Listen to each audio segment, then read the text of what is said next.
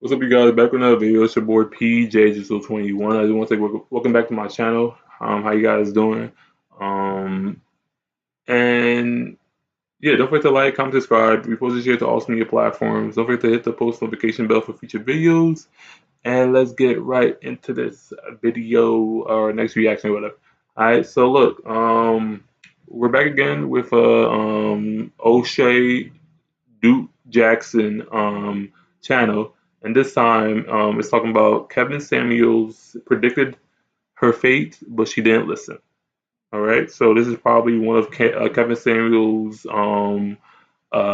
client, woman client that he tried to help, but she didn't listen to him. It went in one ear and it went out in another one. All right, and also RIP. My condolences to Kevin Samuels' family. He went out too soon. But reacting to his video and his name, let's check it out. I don't know what's going on in 2025. It's like the year of regret, especially from older actresses. Last month we had Tracy Ellis Ross, who was about 52 years old, expressing regret for not marrying and having children. Then again, turning around and blaming men for everything. Now we have Cree Summer, age 55, who appeared on the Shambooty YouTube channel to talk about her experiences. Rewind! Now, if you guys remember the 80s and the 90s, you remember a show called A Different World. It was a spinoff from The Cosby Show, and Cree Summer played the spontaneous character Winifred Brooks, also known as Freddie Brooks. She was full of enthusiasm as a college student at Hillman College. But of course, Winifred Brooks was just a character, and Cree Summer had to grow, and that she did. Eventually, she got married and divorced. And of course, she has some regrets in her dating life, which was She's also, if you guys are watching this right now, Abbott Elementary. They just finished season 4. I don't know. I'm not too sure yet if the updated was them getting renewed for season 5. But she's now on Abbott Elementary. That show. So if y'all want to check that show out, it's a good funny show. Just let me know in the comment section if you guys do. All right.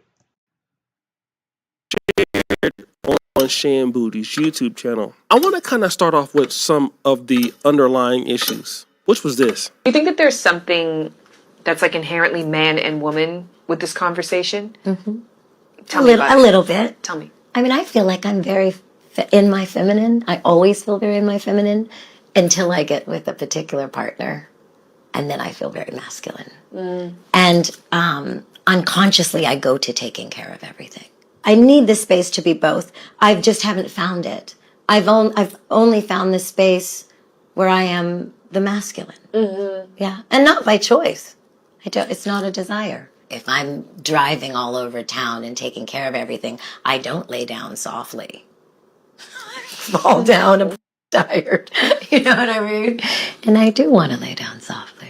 So in this particular clip, she's saying that in many ways, she feels like she's very feminine and always have been feminine until she gets with a particular partner, and then she feels very masculine. Now, as you can tell by her appearance, she's half white. I want to say, basically, like, we don't choose our relationships. We just happen. I mean, I feel like we do choose, because you decide to have feelings for that certain guy, and you decide to build a relationship with that person. But then, as like time goes on, you see how that person is, and then you like this. Then your mind like starts to like rethink of like, why did you like get into this relationship like from the start.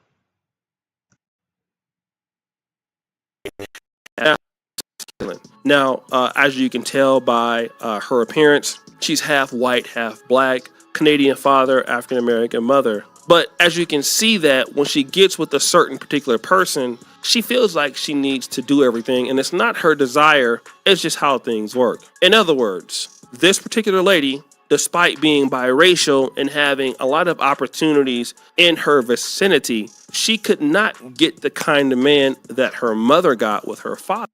I'm sorry, but I gotta like point this out because I'm trying to like do more appearances like with hats, and I think like maybe like I have to find like hats like this because like this is like hats for like big headed people, and like these kind of hats will like definitely work with me. I just gotta know like what are these hats called?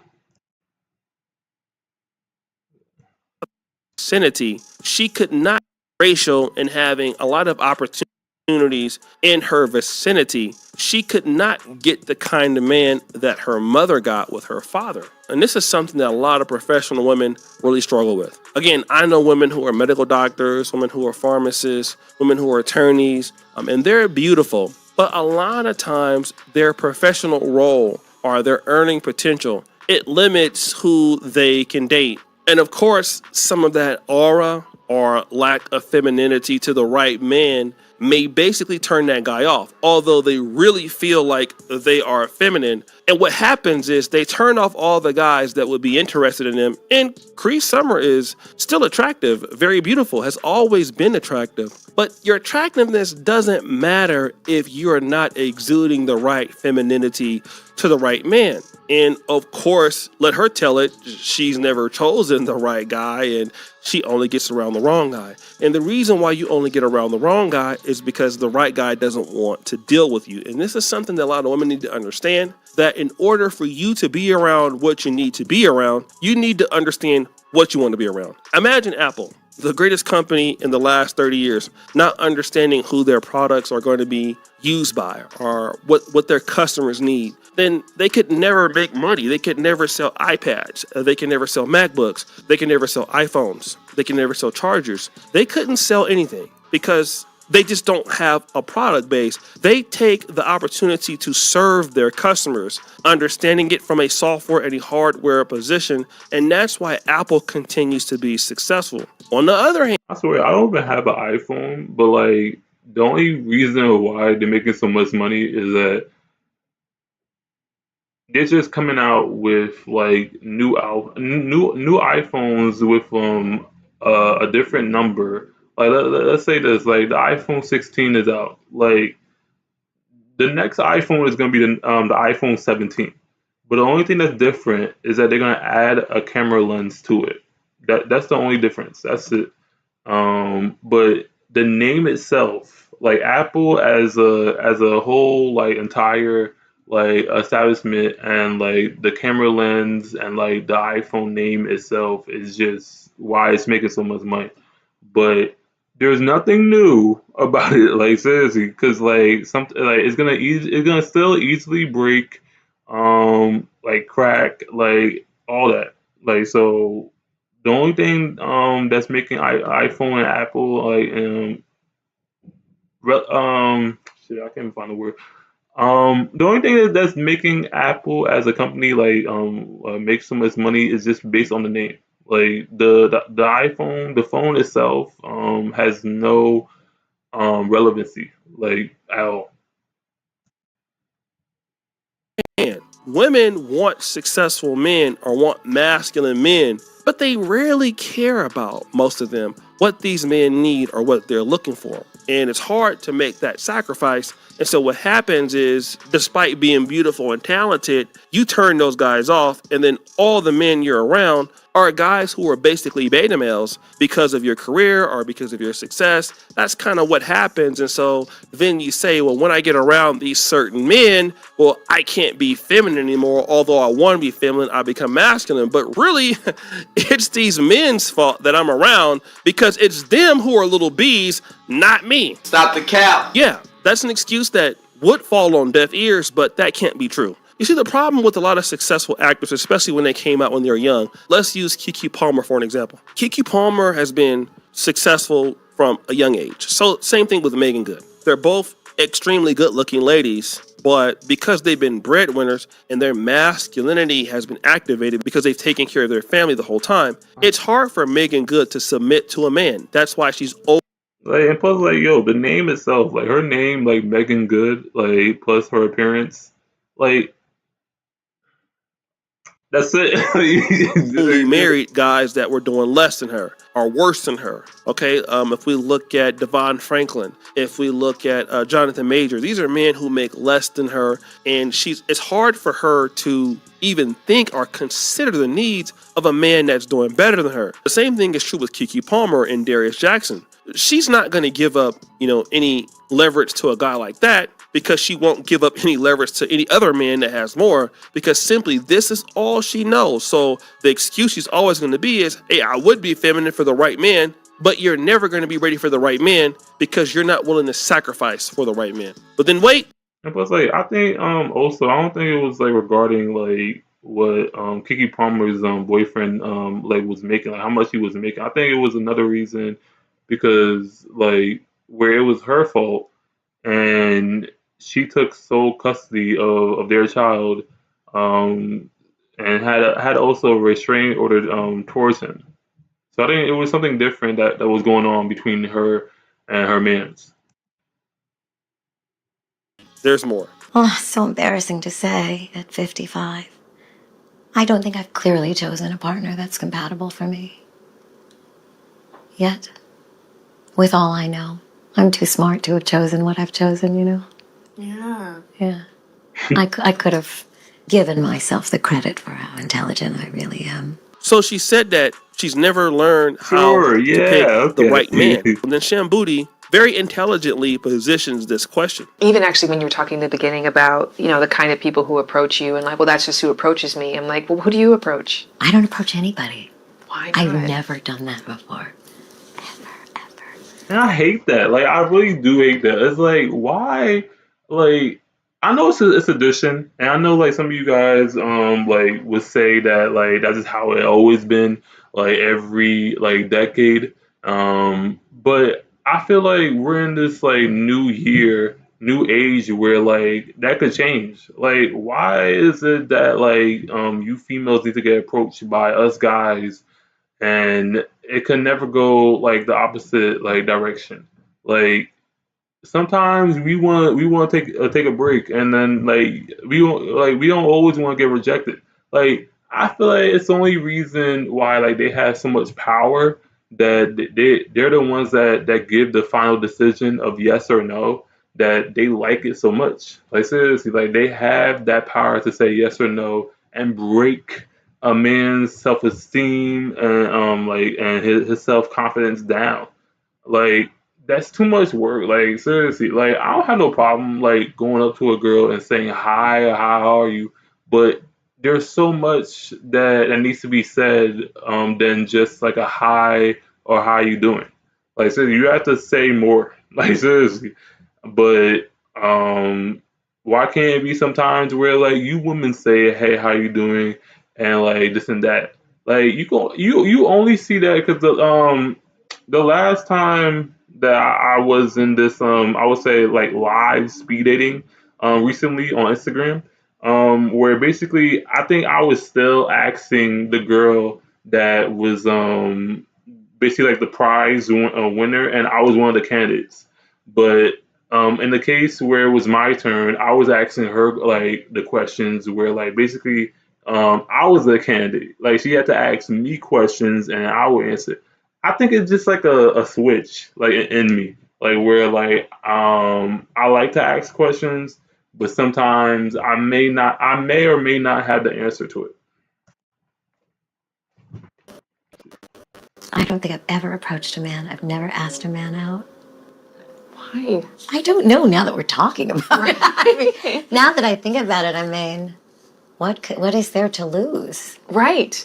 And then you get to actually be in the driver's seat and select. And I do love the driver's seat. That's to give Bet you yourself do. credit I bet you do. not just that you didn't pick the right people, but you have to wait statistically for the right person to pick you. Yes, what a lovely gift. You're so right.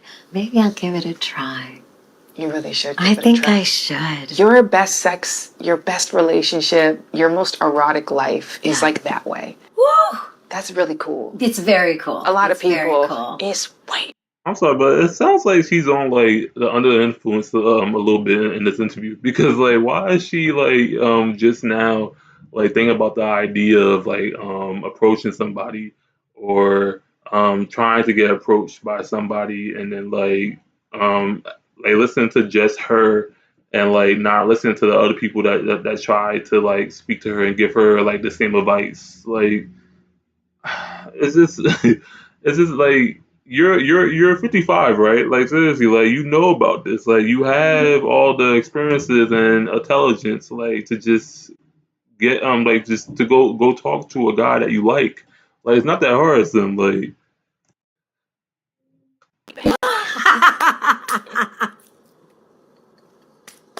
I do. Now I want to try it. Oh my God, my girlfriends are just going to be like, we heard you say it on camera. It's on. So Shan Boody says, well, you've always picked the wrong guy. Well, why haven't you ever went toward the right guy? Now, I believe that Shan Boodram is some level of, I don't know if you want to call her a sexologist or sex expert. I do remember vaguely that Kevin Samuels did a show with her called Let's Talk About It or Let's Talk About Sex. So Shan Boody is saying, hey, well, since the wrong guys keep coming to you, why don't you take the initiative to go after the guy that you want? And she is like, oh, I've never done that in 55 years. And that is also another indication that Cree Summer just doesn't care or want to put any effort into the men that she wants to be around. And ultimately, that would require some level of submissiveness, humility, compromise. And you can't tell me that somebody that's biracial that would be okay with marrying a white man or a black man or have that duality and can do that would be able to do so and have an issue.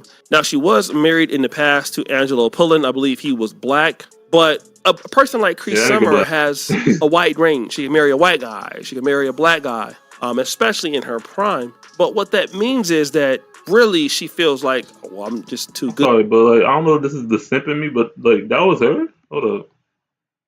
This is a nice picture. Like I said, I'm a big curly guy, son. Like I said, I just like curls, like in a female son. Like and then like the skin complexion, like yo, she knows she used that good lotion. Like seriously, that good soap. I hate that black soap or whatever. But like I just like curls. Like seriously, like the way that she's posing with the curls, that's on point. Right, I like it. All right, back to the bit.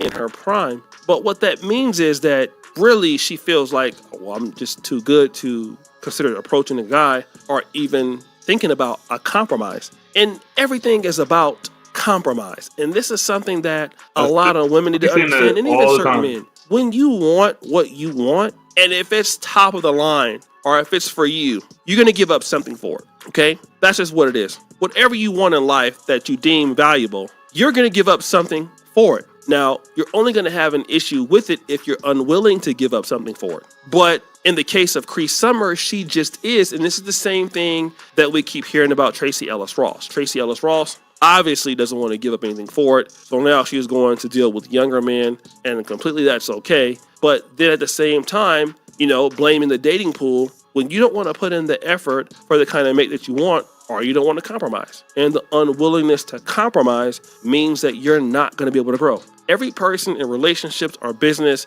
that have continued to grow in any part of this world had to compromise and had to be willing to make sure that the other side felt incentivized to deal with them. Cree Summer is the same example as Tracee Ellis Ross. Doesn't want to incentivize the man to be with her and largely doesn't care, and then blames it all on her inability to pick the right man when you're really just unwilling to compromise or even care about what your partner wants. What we call that is selfishness. So guys, what do you think? It's your boy Shooty Jackson back. All right. Yeah, like this, and like I think that like I say this all the time. Like this, compromise is a big like factor in relationships, like a big factor. Because if you don't compromise, then what O'Shea just said, O'Shea Duke Jackson just said like you're gonna get selfishness. You're gonna get somebody. You're gonna get a partner that just want things done their way. Um, Nobody's input is relevant like at all. Like it's just them. So you had to compromise. Let's say like you guys going on a date and like she doesn't know like where she want to go eat or like what activities she want to do or she does. No, I think I'm saying that wrong. She picks out like a place that she wants, but you don't want to go there. Um and so you compromise. You go you decide to just it's not I feel like it's not really giving in, but at the same time it is. Like seriously. Where like you eventually just give in and just say, okay, let's do what you want. But then like next date, you if I pick something, then you're gonna have to compromise and do what I want. Which is never gonna work in that case. Okay. I think compromise only works like in females' favor.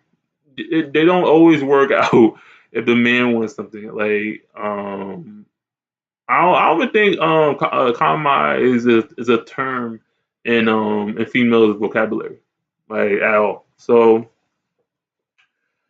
all right, that was Kevin Samuels predicted her fate, but she didn't listen. I didn't hear throughout this whole video anything regarding Kevin Samuels like clips or it was a different interviewer that was speaking to Cree Summers, and I want to also put out there that Cree Summers and Tracy Ellis Ross kind of look alike, but then I would just be I forgot that word, but whatever. Yeah, so I just wanted to just put that on like on the side. But I didn't hear or see any clips of Kevin Samuels at all, like in this video, and he's in the title. Okay. So don't forget to like, comment, subscribe. We post and share to all social media platforms. Don't forget to hit the post notification bell for future videos and stay tuned for the next reaction.